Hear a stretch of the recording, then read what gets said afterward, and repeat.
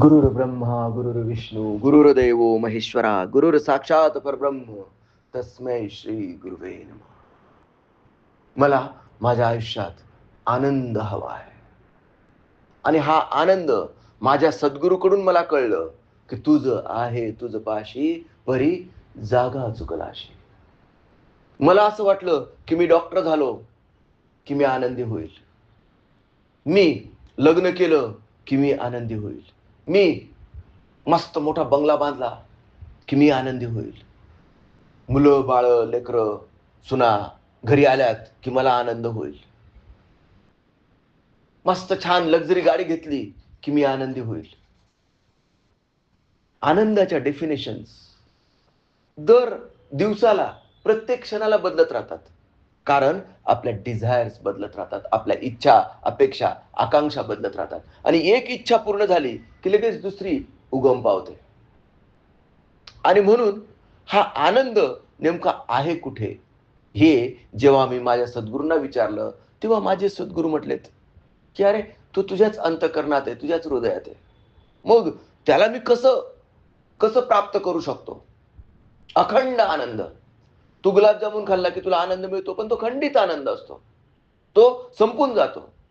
माझे सद्गुरू मला सांगतात की मी तुला अखंड आनंद देतो, किंबहुना अरे तू स्वतः सच्चित आनंद स्वरूपच आहेस. You are the potential god. तू परमात्म्याचा अंश आहे, म्हणजे तू परमात्माच आहे. पण जर का मी स्वतःला परमात्मा समजून घेतलं तर अहंकार, मी या सृष्टीचा नियंता आहे, हे सत्य आहे. मी या सृष्टीचा नियंता आहे हे सत्य आहे, पण ऍट द सेम टाइम मी माझ्या आत ज्यावेळेस बघतो, माझं हृदय मी नाही धडधड करत, माझ्या अन्नाचं चयापचय मी नाही करत, माझं श्वासाचं आवागमन मी नाही करत. जेव्हा लघवी लागते तेव्हा मी मूत्र विसर्जन करतो, मी मूत्र विसर्जन करतो, ते ऑटोमॅटिकच होतं. मला काही वेगळं करावं लागत नाही. इथं करता कोण आहे आणि करणारा कोण आहे हे आपण नीट समजून घेतलं पाहिजे. आणि अगदी जास्त मायक्रोस्कोपिक लेवलला गेलो मी की माझं हे शरीर कशाने बनलेलं आहे?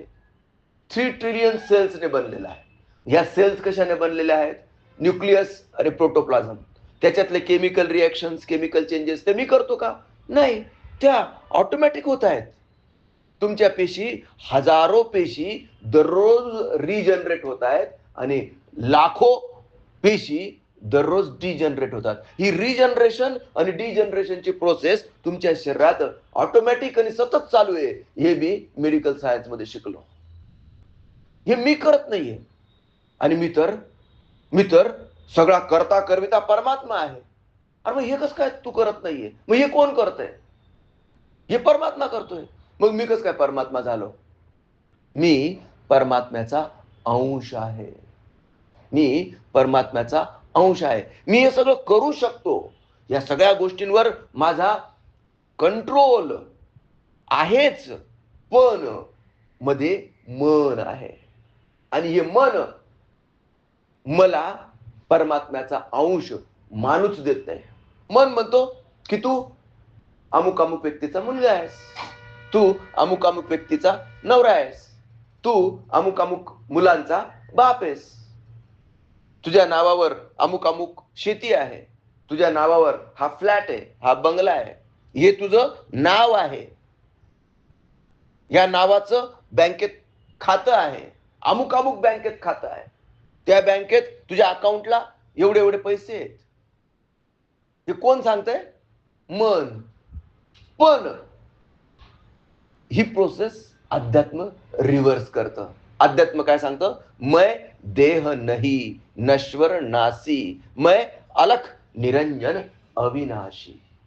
हे मरते शरीर मी नाही आणि हे माकड चाळे करणारं मन सुद्धा मी नाही. मी काय आहे? मी ऊर्जा आहे, मी आत्मा आहे, मी सोल आहे, मी स्पिरिट आहे. जर मी ऊर्जा असेल तर ऊर्जेची निर्मिती अथवा नाश करता येऊ शकत नाही. एका प्रकारच्या ऊर्जेचं रूपांतर दुसऱ्या प्रकारच्या ऊर्जेमध्ये करता येतं. तथापि विश्वामध्ये एकूण ऊर्जा सदैव अक्षय्य राहते. मग हे जे माझं शरीर आता मला प्राप्त झालं आहे, हे मरणार, हे मर्त्य आहे, हे नष्ट होणार, पंचमहाभूतांपासून बनलेले, मला मान्य आहे. याच्यामध्ये जोपर्यंत ऊर्जा आहे तोपर्यंत आपण ही सगळी सिस्टीम जाणून घेतली पाहिजे, स्वतःला जाणून घेतलं पाहिजे. मी स्वतः, हे कॉन्ट्राडिक्टरी वाक्य आहे. एका बाजूला मी म्हणतो मी परमात्मा आहे, आणि दुसऱ्या बाजूला मी काय म्हणतो की माझ्या शरीरावर अजिबात कंट्रोल नाही. ना हृदयाच्या धगधगवर कंट्रोल आहे, ना श्वासाच्या आवागमनावर कंट्रोल आहे, ना सिम्पथेटिक पॅरासिम्पथेटिक सिस्टीमवर कंट्रोल आहे. कोणत्याच गोष्टीवर माझ्या शरीराचा कंट्रोल नाही, ते ऑटोमॅटिक चालू आहे. ते शरीर ज्या सेल्सने बनलंय त्या सेल्स सुद्धा ऑटोमॅटिक चालू आहेत, ऑटोमॅटिक चालू आहेत. त्या सेल्स मध्ये जे न्यूट्रॉन, प्रोटॉन, इलेक्ट्रॉन्स आहेत, म्हणजे त्याला ऍटम म्हणू आपण. ऍटम मध्ये न्यूट्रॉन, प्रोटॉन हे झालं केंद्र, आणि त्याच्या भोवती फिरणारे इलेक्ट्रॉन्स, हे आपण भौतिकशास्त्रात शिकलो. मग या इलेक्ट्रॉनची जी गती आहे ती मी कंट्रोल करू शकतो का? मनुष्य म्हणून किती स्पष्ट म्हटला तू, नाही. पण परमात्मा म्हणून यस, यू कॅन. तू परमात्मा आहेस तर सगळ्या जगाचा नियंता आहेस ना रे बाबा. सगळ्या जगाचा निर्माता तूच आहेस. आणि एक कल्पना करून बघ की आपल्याला घर बांधायला किती वर्ष लागतात.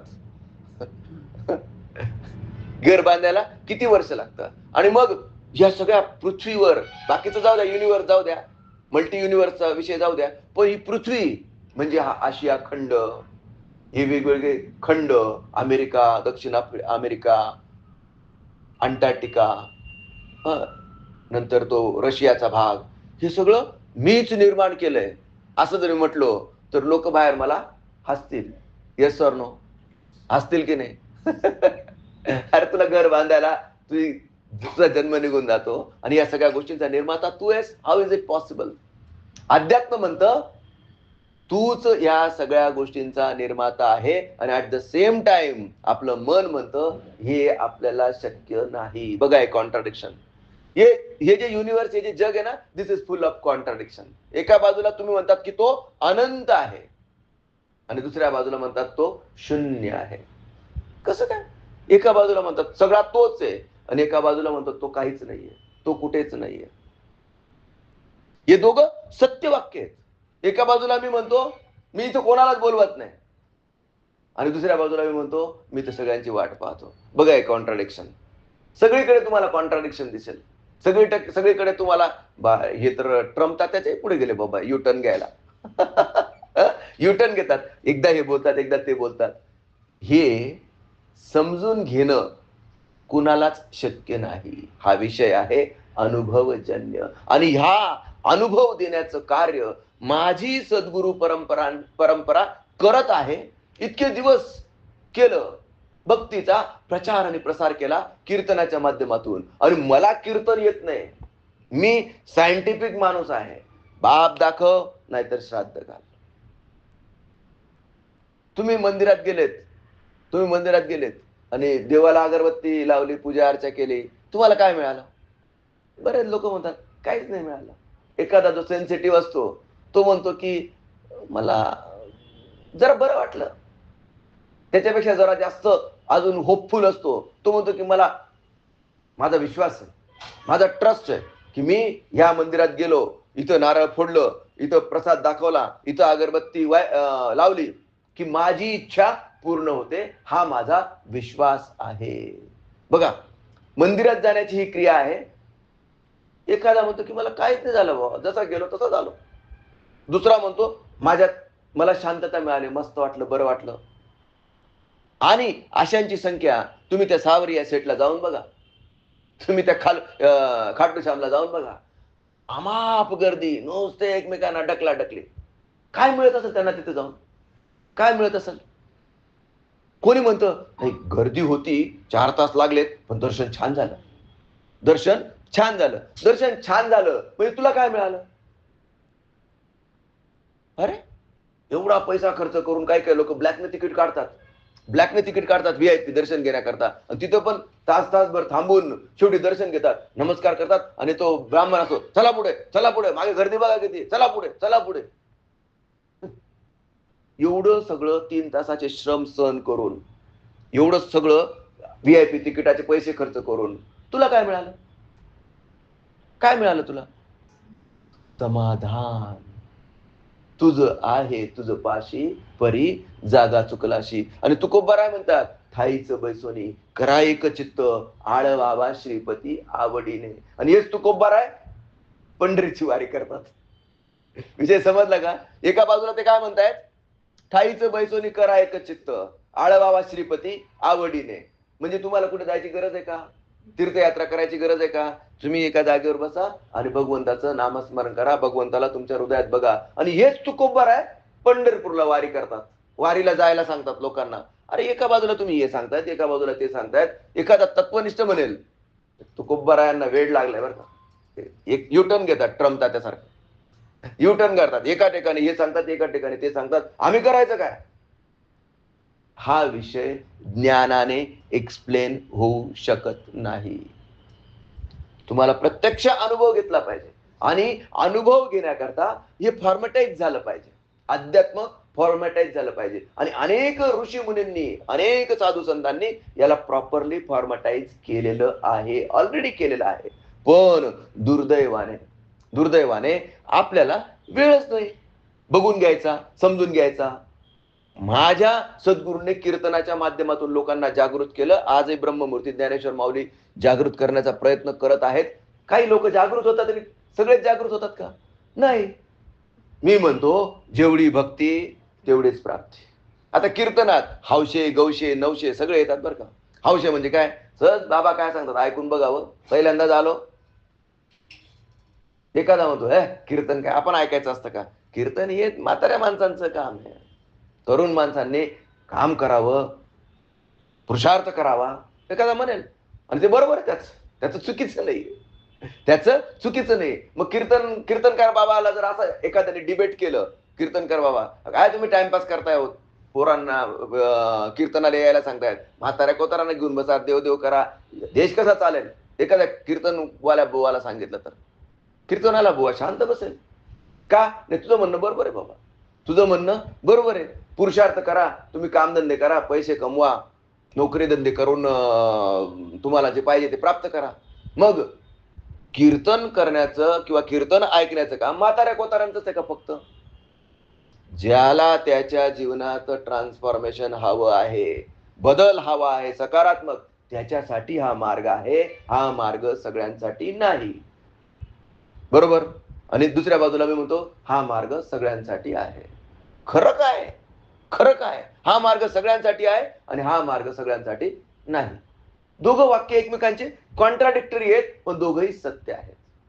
ज्याला त्याच्या आयुष्यात ट्रान्सफॉर्मेशन घडवून आणायचे, त्याच्यासाठी हा मार्ग आहे. मग याला मी फॉर्मटाईज केलं. फक्त भक्ती केली, भक्ती बोळ्या बाबड्या लोकांनी भक्ती करावी, देवदेव करावं, अखंड नामस्मरण करावं, हा सिंपल मार्ग आहे. पण जे लोक पुरुषार्थी आहेत, जे सायंटिफिक आहेत, ज्यांना बाप दाखवण्याचे श्राद्ध घाल हा प्रश्न पडतो, त्यांच्यासाठी भक्तीने समाधान होऊ शकत नाही. त्यांना सतत मनात त्यांच्या शंका राहील, भक्तीवर ते शंका घेतील. मग मी त्यांना काय सांगतो, तुम्ही क्रिया करा, तुम्ही कर्म करा. मग कोणतं कर्म करायचं? सकाळी साधना कर. मग सगळ्यात चांगली साधना कोणती? प्राणायाम. प्राणायाम केला की तुला अनुभव येतो. इथंच माझ्या समोर ज्याने प्राणायाम केला त्याला पहिल्या दिवसापासून अनुभव आला. काय अनुभव येईल? पहिल्या दिवशी काय अनुभव येईल? नाही वा, चांगलं वाटतंय. जे तुम्ही सांगतायत ना, जे तुम्ही ऐकलो ना, बाकी काय असो, मला पटो अथवा न पटो, मी अजिबात म्हणत की मी सांगतो ते तुम्हाला पटलं पाहिजे, पटो अथवा न पटो, पण ज्यांनी ही ब्रह्मक्रिया केली, ज्याने ब्रह्मज्ञानाशी एकरूप होण्याचा प्रयत्न केला, त्याला सेशन नंतर बोर झालं बुवा, मला खूपच वाईट वाटलं बुवा, आणि काय माझा टाइमपास झाला, आणि कशाला विनाकारण मी इथं बसलो, असं तर तो नाही म्हणणार. Yes sir no, yes sir no. बाकी काही मिळो अथवा न मिळो, पण इथं बसल्यानंतर मला असं वाटत नाही की माझा तासभर वाया गेला. कोणाही इथं आणून बसवा, तो जाताना प्रतिक्रिया हीच देणार की नाही मला बरं वाटलं, मला बरं वाटलं. आणि हे जे बरं वाटणं आहे ना, हे ज्यावेळेस मल्टिप्लाय होतं त्यावेळेस त्यावेळेस आनंदाचा तो सोली व कंद आपल्याच अंतःकरणात आहे हे स्पष्ट दिसायला लागतं. दिसू लागला जवळी मंगल विश्वाचा वैभव काळ. हा वैभव काळ एका बाजूला म्हणायचं आणि दुसऱ्या बाजूला Iran, America, Israel, Gaza, Lebanon, बघा तुम्ही टीव्हीवर, रशिया, युक्रेन. एका बाजूला दिसू लागला जवळी मंगल विश्वाचा वैभव काळ. हा वैभव का कधी येणार आहे? हा वैभव का कधी येईल? जेव्हा या आनंदाचा आणि या शांतीचा अनुभव तुम्ही घ्याल आणि हा अनुभव दुसऱ्याला द्याल. दुसऱ्याला तुम्ही हा अनुभव देऊ शकला पाहिजेत की इथं बस माझ्या समोर, हा प्राणायाम कर, मी काय सांगतो ते ऐक, आणि हे करून झाल्यानंतर आता सांगतो ना कसं वाटलं. ते केल्यानंतर डेफिनेटली तो सांगतो, कोणीही घ्या, किती का तो दुष्ट माणूस असा ना, माझ्यासमोर लादेनला आणून बसवा, त्यांनी माझ्यासमोर एक तास बसावं आणि मी काय म्हणतोय ते समजून घेण्याचा फक्त प्रयत्न करावा, विनाकारण मला डिबेट करू नये. कारण कॉन्ट्राडिक्शन आहे इथं, लक्षात घ्या, कॉन्ट्राडिक्शन आहे. म्हणून मला कुणाशीही डिबेट करायचं नाही, मला वादविवाद करण्यात इंटरेस्ट नाही. पटत असेल तर घे, नाहीतर चल बरं, दरवाजा मोकळा आहे. जसा येण्याकरता मोकळा आहे तसा जाण्याकरता पण मोकळा आहे. Yes or no? Yes or no? इथं ज्याला डिबेट करायचंय त्याच्यासाठी हा मार्ग नाही, ज्याला समजून अनुभव घ्यायचा आहे त्याच्यासाठी हा मार्ग आहे. नाहीतर काही काही लोक चॅलेंज देऊन सांगतात की कोणता का बाबा आणा माझ्यासमोर, मी त्याला निरुत्तर करून दाखवतो. आणि इथं काय वादविवादाची स्पर्धा आहे का? इथं वादविवादाची स्पर्धा आहे? कुठलाही बाबा वादविवादात जिंकू शकत नाही. मी तुम्हाला लिहून देतो, कुठलाही बाबा वादविवाद करून जिंकू शकत नाही. जिथं वाद आणि विवाद आला, अध्यात्मामध्ये सुसंवाद अपेक्षित आहे. वाद आणि विवाद आला तिथं अध्यात्म कसं आलं? म्हणून कुठलाही बाबा वादविवादाच्या फंद्यात पडत नाही, कारण इथं कॉन्ट्राडिक्शनच आहे. एवढं हे जग कॉन्ट्राडिक्शननेच भरलेलं आहे. एका बाजूला मी म्हणतो की तुम्ही सगळे परमात्म्याचे अंश आहात, तुम्ही सगळे परमात्म्याचे अंश आहेत, आणि अक्षय म्हणेल मी तर माझ्या आईचा लेकरू आहे, मी तर माझ्या बहिणीचा भाऊ आहे. पाटील ताई म्हणतील मी तर 2 मुलींची आई आहे, एका पाटील साहेबांची बायको आहे, माझी सासू आहे. तू परमात्म्याचा अंश आहे. नाही हो, असेल तर असेल. परमात्म्याचा अंश आहेच, नो डाऊट अबाउट इट. पण ते अनुभव घ्यायला लागेल, त्याचा अनुभव घ्यायला लागेल. आणि अनुभव घ्यायचा असेल, डॉक्टर झाला की पैसे कमवता येतात, पण त्याच्याकरता काय करायला लागेल? Yes sir no? अभ्यास न करता, डॉक्टर न होता तुमच्याकडे पैसा येईल का? हा, डॉक्टर बनून तरी येणार नाही. जर तुम्हाला पैसा पाहिजे ना, मग डॉक्टर बना, मग अभ्यास करा, नीटची एक्झाम क्रॅक करा. ही जशी प्रोसेस आहे, अगदी तसंच तुम्ही परमात्म्याचा अंश आहात. तुम्हाला त्याची अनुभूती घ्यायची का? तो आनंद तुमच्या हृदयात आहे, तुम्हाला तो हवा आहे का? आणि जर हवा असेल तर या प्रोसेसने तुम्हाला जायला लागेल. प्रोसेस फॉलो न करता तुम्ही उपद्व्याप करत बसलात तर होणार काहीच नाही, टाइमपास होईल. कारण शेवटी आखिर तुम्हें आना है, जरा देर लगेगी, हिंदी गाणं आहे, पण इथं फिट बसत. कधी ना कधी इथं प्रत्येकाला जायचंच आहे. जो परमात्म्याकडून निघाला तो परमात्म्यापर्यंत आज ना उद्या, उद्या नाही तर परवा, परवा नाही तर तेरवा, या जन्मात नाही तर पुढच्या जन्मात कधी ना कधी जाऊन पोहोचणारच आहे. कारण तुम्हाला हे माहितच नाही की आपण 84 लक्ष योनी फिरून आपल्याला मनुष्य जन्म मिळाला. आपण फक्त 4 जानेवारी 1978 माझा जन्म झाला, आणि त्याच्या आधी मी कुठे होतो मला नाही माहिती. 4 जानेवारीला मी माझा वाढदिवस साजरा करतो, आणि आता माझं वय आहे 47-48 रनिंग. अजून साधारण 52 वर्ष मी जगेल. 52 वर्षानंतर कोणी पाहिलं, कुठे जाशील मला नाही माहिती. अरे तू आला कुठून होता, आला कशा करता होता, आणि गेला कुठे, जाणार कुठेस, या गोष्टीचा जो विचार करतो, मी असं म्हणतो त्याचा आध्यात्मिक प्रवास चालू झाला. आणि माझ्या आजूबाजूच्या जास्तीत जास्त लोकांचा आध्यात्मिक प्रवास चालू व्हावा याच्यासाठी माझी धडपड चालू आहे. विषय लक्षात आला का? मग सर, तुमच्या आजूबाजूचे लोक जास्तीत जास्त जर त्यांचा हा प्रवास चालू झाला त्याच्यात तुमचा काय फायदा? हो, माझा फायदा आहे ना. काय फायदा आहे? की माझ्या आजूबाजूचे जे लोक आहेत ज्यांच्या आध्यात्मिक प्रवास म्हणजे काय, चैतन्याच्या मार्गावर जर ते चालायला लागलेत तर एकमेकांशी भांडतील का? एकमेकांवर प्रेम करतील की एकमेकांचा द्वेष करतील? बरोबर की नाही? तर एकमेकांमध्ये आपापसातलं प्रेम वाढावं, आपापसातलं सामंजस्य वाढावं यासाठी माझ्या कॉन्टॅक्टमध्ये जे लोक येतील त्या सगळ्यांना मी आध्यात्मिक करून टाकेल. हा माझा संकल्प आहे, हा माझ्या सद्गुरूंचा संकल्प आहे. आणि हा का करायचा? कारण एकदा का अध्यात्माच्या मार्गावर आपण त्याला चालू केलं, मैं देह नहीं नश्वर नासी, मैं अलख निरंजन अविनाशी. हे शरीर म्हणजे मी नाही, हे मन म्हणजे सुद्धा मी नाही, मी आहे शुद्ध नित्य बुद्ध आत्मा. एवढं त्याला समजलं, एवढं त्याला पटलं, एवढं त्याला रुजलं की आपण याला म्हणायचं बीजारोपण झालं. आणि बीजारोपण झालं की मग त्याच्यात ऑटोमॅटिक आत्मोन्नती होते. आत्मोन्नती होते म्हणजे काय होतं? दया, प्रेम, भक्ती, श्रद्धा आणि आनंद वाढतो. आणि जर तो वाढला तर त्याच्या व्यक्तित्वातून काय कमी होऊन जाईल? काम, क्रोध, मद, मोह, मत्सर, ईर्षा, द्वेष, आळस आणि प्रमाद नष्ट नाही होणार. लक्षात घ्या, नष्ट होणार नाही. जोपर्यंत हे शरीर आहे, जोपर्यंत हे भौतिक शरीर आहे तोपर्यंत भौतिक नियमांच्या अधीन राहून काही ना काही शिल्लक राहणारच. अरे जर श्रीकृष्णाच्या अंगात राहिला नसता तर एवढे साम नावाचे ते किती त्यांना मुलं झालेत, ते कसं काय झाले असते? एवढे सगळे मुलं त्यांना कोणाला झालेत? श्रीकृष्णाला. 16 सहस्र 108 अशा काहीतरी बायका होत्या, त्यांच्यापासून त्यांना मुलं आणि तो यादव वंश तयार झाला. मग एका बाजूला श्रीकृष्णाला आपण काय म्हणायचं? की इतक्या बायका आणि इतके मुलं. आणि दुसऱ्या बाजूला काय म्हणायचं? की तो हनुमाना इतकाच अखंड ब्रह्मचारी आहे. दोघं वाक्य एकमेकांना कॉन्ट्राडिक्ट करतायत. एका बाजूला हे, एका बाजूला ते. खरं काय? आणि मग सनातनाचा अपप्रचार चालू होतो. तुमचा सनातन खोटा आहे. एका बाजूला हे बोलतो आणि एका बाजूला ते बोलतो. बघा तो तुमचा कृष्ण कसा आहे.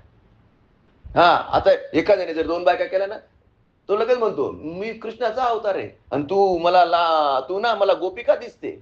विषय लक्षात आला का नाही? ह्या गोष्टींमुळे सनातन बदनाम होतोय, या कॉन्ट्राडिक्शनमुळे. आणि हे कॉन्ट्राडिक्शन नष्ट करून टाकण्याकरता मग हे बाकीचे वेगवेगळे पंथ निर्माण झाले. पण या पंथांमधून पण मतांचा गलबला आणि मग कोणी माने ना कोणाला. इथं मी तुम्हाला सांगतो, ह्या विवंचनेत तुम्ही पडू नका. तुम्ही फक्त ही प्रोसेस फॉलो करा. सकाळी साधना, दिवसभर सेवा. तुम्हाला मी काहीच सोडायला सांगत नाहीये, जो छूटना है वो छूट जाएगा, जो जलना है वो जल जाएगा, जो गलना है वो गल जाएगा. तुम्ही या रस्त्यावर चालायला सुरुवात केली की फक्त चांगलं चांगलं चांगलं तुमच्या आयुष्यात निर्माण व्हायला सुरुवात होते. अगदी पहिल्या दिवसापासून हा माझा प्रत्यक्ष अनुभव आहे. प्रत्यक्ष को प्रमाण की जरूरत नाही. आणि मी कितीही वर्ष तुमच्या समोर ही बडबड केली तरीही तुम्हाला त्याच्यातून काहीही निष्पन्न होणार नाही. मी म्हणतो तुम्ही आधी एक करा. तुकोबारायांनी पण हेच सांगितलं, करा फार काय शिकवावे. काय शिकू तुम्हाला? अजून किती तुमच्या पुढे माझं तोंड वाजवू? तुम्ही फक्त आधी एक करा. सकाळी साधना करा, दिवसभर सेवा करा आणि रात्री झोपायच्या आधी समर्पण करा. आता काही डिबेट करणारे म्हणतात मी कमवायचं, मी सगळं करायचं आणि समर्पण करायचं. कोणी? अरे समर्पण कर असाही तू काही घेऊन जाणार नाहीत बाबा. कुणाला समर्पण? कोणाला देऊ नको. त्याला म्हण तन मन धन जो कुछ है भाई सब तेरा तेरा तुझको अर्पण क्या लागे. याच्यातही लोक पॉलिटिक्स करतात. देव कुठे घ्यायला येणार आहे? देव कुठे मागायला येणार आहे? म्हणून द्यायला बोलायला काय जातं? हे बघा राजकारण. आणि ह्या राजकारणातून तुम्ही योग्य काय अयोग्य काय हे निवडण्यासाठी तुमच्याजवळ काय पाहिजे? तुमच्याजवळ विवेक बुद्धी. हे योग्य आहे, हे अयोग्य आहे हे निवडण्यासाठी विवेक बुद्धी पाहिजे. तुमचा विवेक कसा असतो? हंस पक्षासारखा असतो. हंसाला जर तुम्ही दूध आणि पाणी मिक्स करून दिलं ना, तो त्याच्यातलं फक्त दूध दूध दूध घेतो आणि पाणी तसंच पडू देतो. बघा, हंस पक्षी. ती हंस पक्षाची ती जे टेक्निक आहे, ते तुमच्या बुद्धीला प्राप्त व्हावं. जे योग्य आहे त्याचा तुम्ही स्वीकार करावा आणि जे अयोग्य आहे ते तुम्ही सोडून द्यावं. आणि ही सद विवेक बुद्धी तुम्हाला कुठून प्राप्त होईल? सत्संगाच्या माध्यमातून. आणि म्हणून सत्संगत्वे निसंगत्वम, निसंगत्वे निर्मोहत्वम, निर्मोहत्वे निश्चलतत्व, निर्मोहत्वे निश्चलतत्व, निश्चलतत्वे जीवन मुक्ति. पुनरपि जननं पुनरपि मरणं, पुनरपि जननी जठरे शयनं. यह संसारे बहुदुस्तारे, यह संसारे बहुदुस्तारे. कृपया पारे पाहे मुरारी, कृपया पारे पाहे मुरारी. भज गोविंदम, भज गोविंदम, गोविंदम भज मूढमते. काय म्हणतात शंकराचार्य? अरे मूढा, अरे मूर्खा, तू फक्त काय कर? गोविंदाला भज, बास. मग आता अखंड नामस्मरण केल्याने काय होतं? ही क्रियाच आहे. नामस्मरण करणं ही क्रिया आहे. हा क्रिया योग आहे. आणि ह्या क्रिया योगातून काय उत्पन्न होतो? विवेक उत्पन्न होतो, भक्ती उत्पन्न होतो. आणि या विवेक आणि भक्ती उत्पन्न होऊन तुम्ही या चैतन्याच्या मार्गावर धैर्याने आणि निष्ठेने चालण्याचा संकल्प करावा. आणि या रस्त्यावर चालून तुम्ही सच्चित आनंद प्राप्त करून घ्यावा. या शुभेच्छेसह आजच्या सत्संगाला आपण विराम देऊया. श्री गुरुदेव दत्त.